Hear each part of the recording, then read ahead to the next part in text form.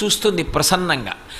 ఆవిడ చూపు ఎక్కడ పడుతుందో అక్కడ పడిన ఉత్తర క్షణంలో ఇక అలా ఇలా ఉండదు. ఇక ఐశ్వర్యం, అది ఉత్సాహం కానివ్వండి, సంతోషం కానివ్వండి, పూనిక కానివ్వండి, అక్కడ ఉండేటటువంటి సంపద కానివ్వండి, అవన్నీ కూడా అంత పుష్కళత్వాన్ని పొందుతాయి, అంత సంతోషంగా ఉంటుంది.